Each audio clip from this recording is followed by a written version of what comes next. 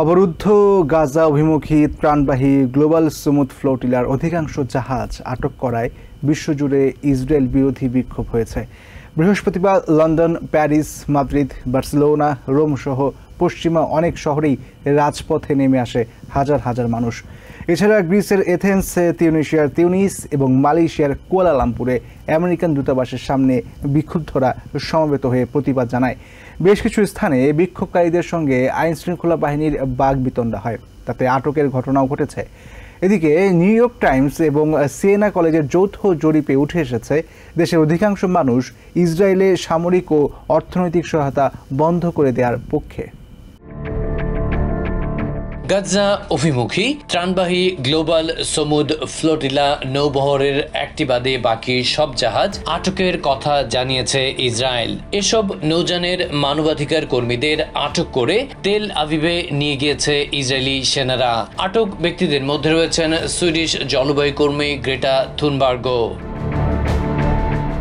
ইসরায়েলের প্রধানমন্ত্রী বেঞ্জামিন নেতানিয়াহুর এমন পদক্ষেপের প্রতিবাদে বিশ্বের বিভিন্ন দেশে বিক্ষোভ হয়েছে। ইউরোপের দেশ Italy, Greece, Spain, France, Belgium, Ireland ও তুর্কি ছাড়াও মালয়েশিয়া, আর্জেন্টিনা, কলম্বিয়া সহ বিভিন্ন দেশে বিক্ষোভ হয়েছে। বৃহস্পতিবার London, Paris, Madrid, Barcelona, Rome সহ পশ্চিমা অনেক শহরেই রাজপথে নেমে আসেন হাজার হাজার মানুষ।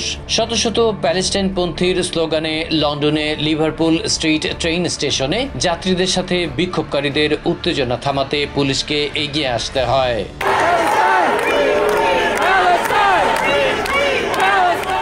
মাদ্রিদ, বার্সেলোনা ও রোমে আইন শৃঙ্খলা বাহিনীর সদস্যদের সঙ্গে সংঘর্ষে জড়িয়ে পড়ে প্রতিবাদকারীরা।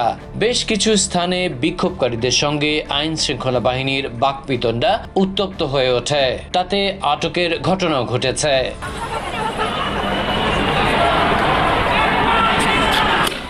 এছাড়া গ্রিসের এথেন্স, তিউনিসিয়ার তিউনিস এবং মালয়েশিয়ার কুয়ালালামপুরে আমেরিকান দূতাবাসের সামনে বিক্ষুব্ধরা সমবেত হয়ে প্রতিবাদ জানিয়েছে।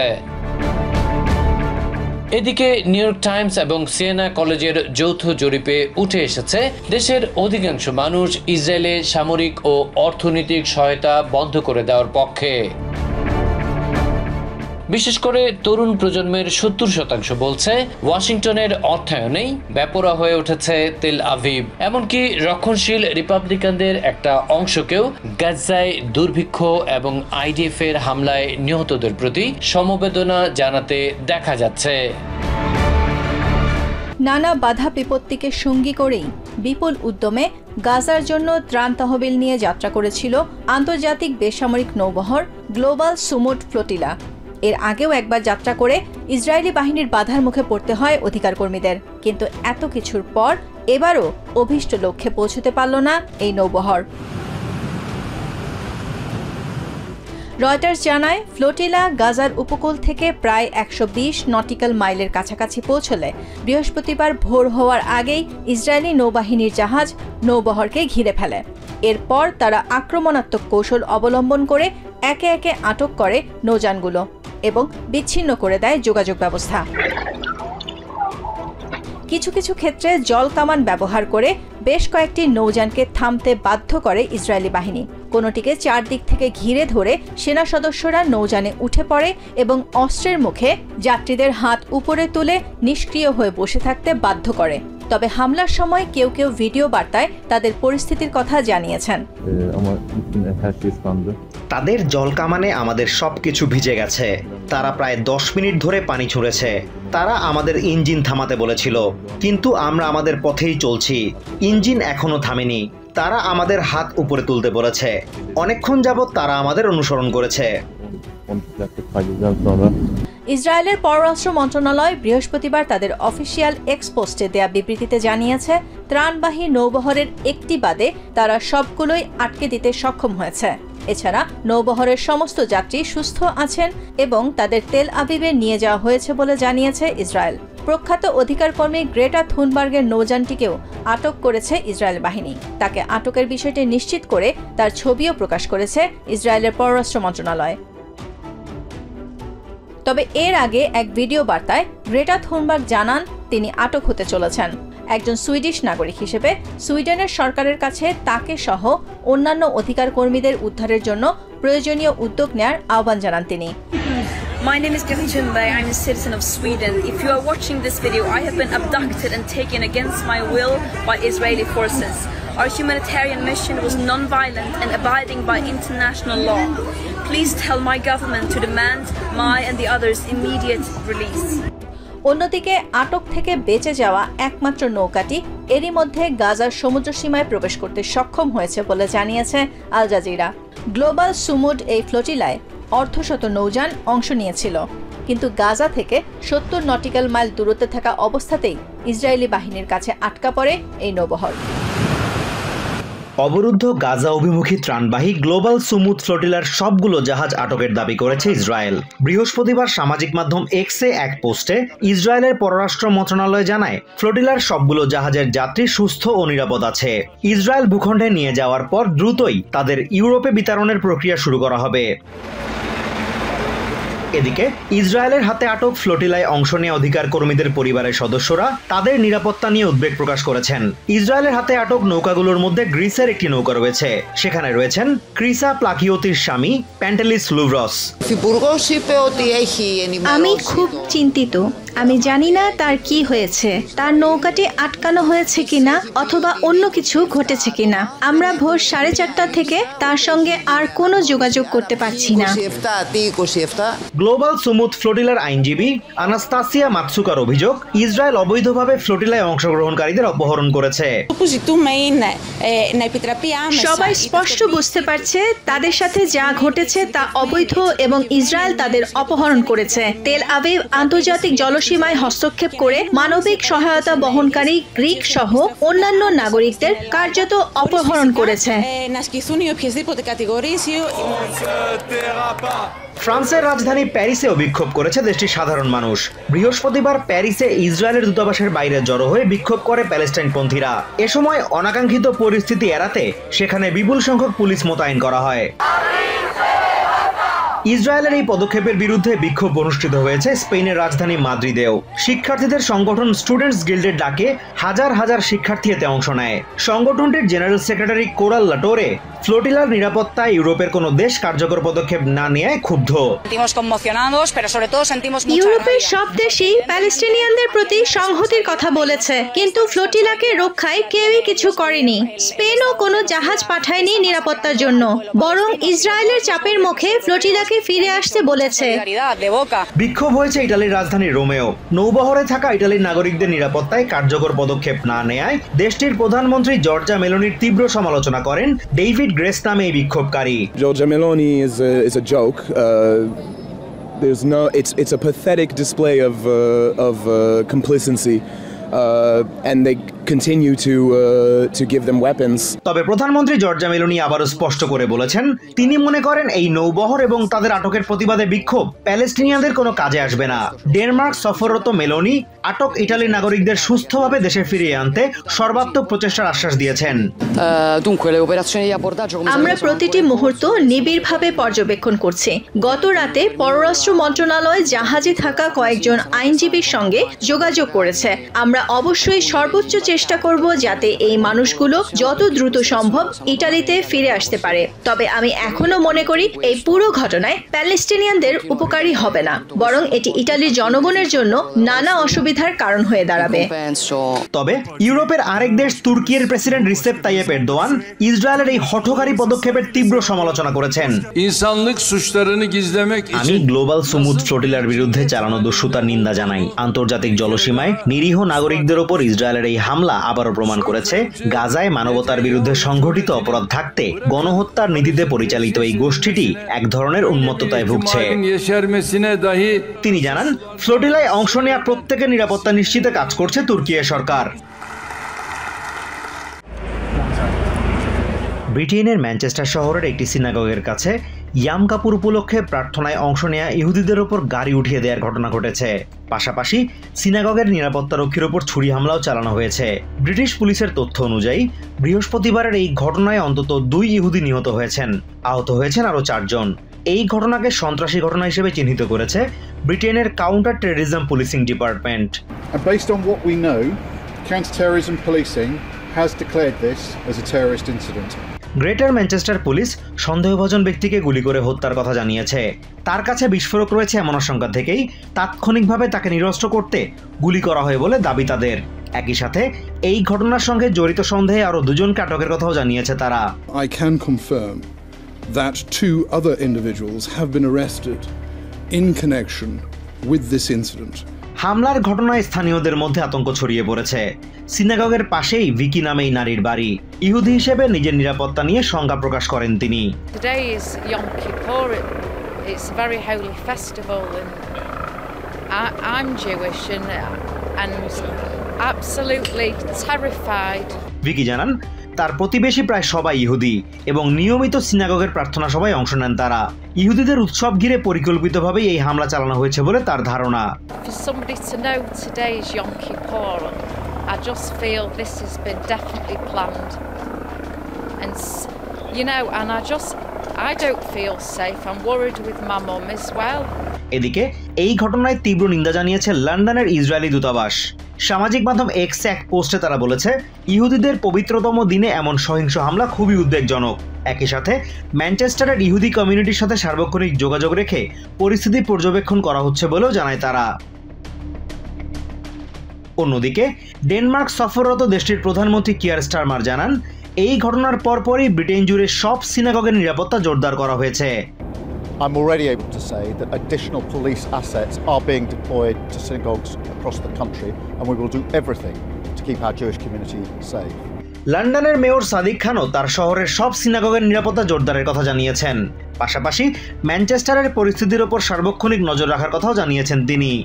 The Met Police Service will be stepping up high visibility policing in and around synagogues in London. তিনি আরো বলেন, প্রত্যেক মানুষের নিজ নিজ ধর্ম পালনের অধিকার আছে এবং তার শহরের ইহুদিরা যেন কোনোভাবেই সেই অধিকার থেকে বঞ্চিত না হয় তা নিশ্চিতে সব ধরনের ব্যবস্থা নেবেন তিনি।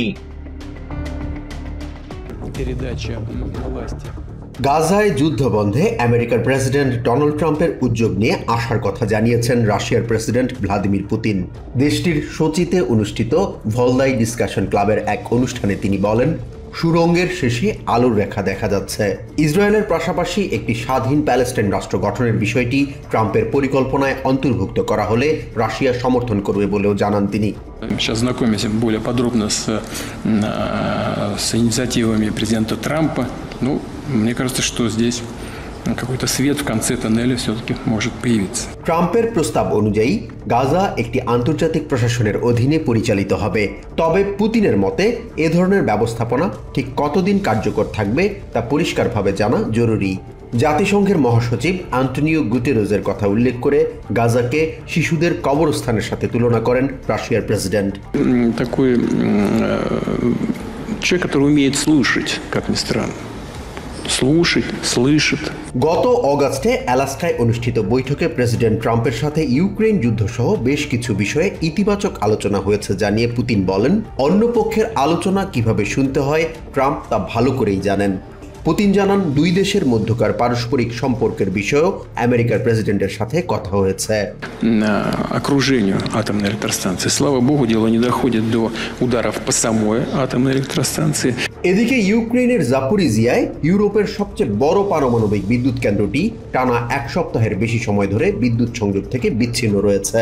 বিদ্যুৎ কেন্দ্রটি শীতল রাখতে বিকল্প ব্যবস্থায় বিদ্যুৎ সরবরাহ করা হচ্ছে। জাপোরিজিয়ার পারমাণবিক কেন্দ্রে বিদ্যুৎ সংযোগ বিচ্ছিন্ন ও গোলাবর্ষণের জন্য একে অপরকে দায়ী করেছে ইউক্রেন ও রাশিয়া। যদিও রাশিয়ার প্রেসিডেন্ট অভিযোগ করেন বিদ্যুৎ কেন্দ্রটিকে ঘিরে ভয়ানক ষড়যন্ত্রে লিপ্ত হয়েছে কিয়েভ।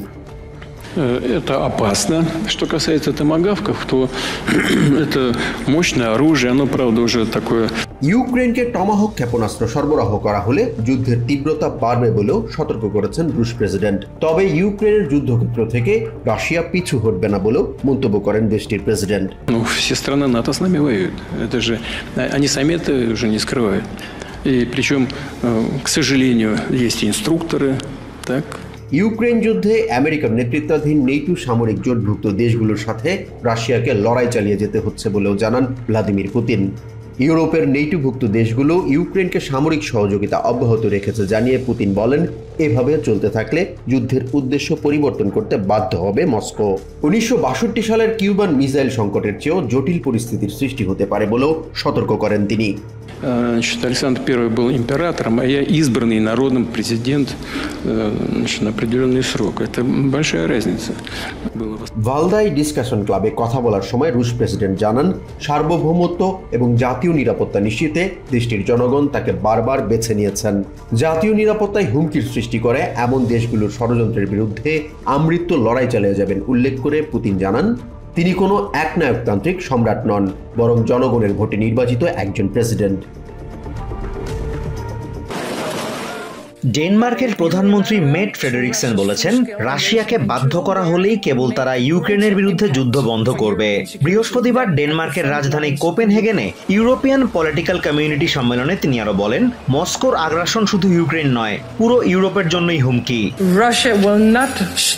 রাশিয়াকে বাধ্য না করা পর্যন্ত তারা থামবে না। তারা শুধু ইউক্রেনের জন্য নয়, আমাদের সবার জন্যই হুমকি। আজ আমাদের সামনে একটি বড় দায়িত্ব। আমাদের একজোট হয়ে ইউরোপকে এতটা শক্তিশালী করে তুলতে হবে যেন আমাদের বিরুদ্ধে যুদ্ধ করার কথা কারো কল্পনাতেও না আসে। ফ্রেডেরিকসন মনে করেন, রাশিয়ার সাথে শান্তি স্থাপনে ইউক্রেন ও ইউরোপের শক্তিমত্তা বৃদ্ধির কোনো বিকল্প নেই। রাশিয়ার সাথে শান্তি প্রতিষ্ঠা সম্ভব, তবে তা কেবল শক্তির মাধ্যমে। ইউক্রেনকে আমাদের আরো শক্তিশালী করতে হবে আর রাশিয়ার উপর নিষেধাজ্ঞার চাপ বাড়াতে হবে। ইউক্রেনের সশস্ত্র বাহিনীকে অর্থায়ন করার সক্ষমতা আমাদের অর্জন করতে হবে। আমাদের সবাইকে আরো দ্রুত ইউক্রেনকে অস্ত্র ও গোলাবারুদ সরবরাহ করতে হবে। এদিনের এই সম্মেলনে 47টি দেশের সরকার ও রাষ্ট্রপ্রধানরা অংশ নিয়ে সমগ্র ইউরোপের নিরাপত্তা পরিস্থিতি নিয়ে আলোচনা করেন। ইউক্রেনের প্রেসিডেন্ট ভলোদিমির জেলেনস্কি ওই সম্মেলনে অংশ নেন, যেখানে আলোচনার কেন্দ্রে ছিল রাশিয়ার চলমান আগ্রাসন এবং এর বহুমাত্রিক ভূরাজনৈতিক প্রভাব। ব্রিটেনের প্রধানমন্ত্রী কিয়ার স্টারমার বলেন, রাশিয়ার চলমান আগ্রাসন বন্ধ করতে হলে জোটবদ্ধ হয়ে সর্বাত্মক চেষ্টা করতে হবে। Putin. The economic pressure is having an effect, and we need to continue that pressure through further sanctions, bearing down on energy in particular. এদিকে ফ্রান্সের প্রেসিডেন্ট এমানুয়েল ম্যাক্রো বলেন, রাশিয়ার ছায়া নৌবহর তাদের ব্যবসায়িক কৌশলের গুরুত্বপূর্ণ অংশ। এর মাধ্যমে নিষেধাজ্ঞা এড়িয়ে জ্বালানি রপ্তানি করে তারা। তাই এটি বন্ধে কার্যকর পদক্ষেপ নেওয়া খুবই জরুরি। Extremely important to increase the pressure on this shadow fleet because it will clearly reduce the capacity to finance.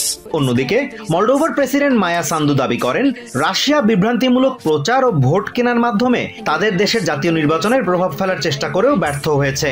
Russia had two objectives for these elections. One was to capture Moldova through, this was the maximalistic objective, to capture Moldova through these elections, or at least to destabilize the country. এই সম্মেলনের panel ডিসকাশনে অংশ নেওয়া 4 নেতা একটি বিষয়ে একমত হন, Russia শুধু ইউক্রেন নয়, সমগ্র ইউরোপের জন্যই হুমকি হয়ে উঠেছে।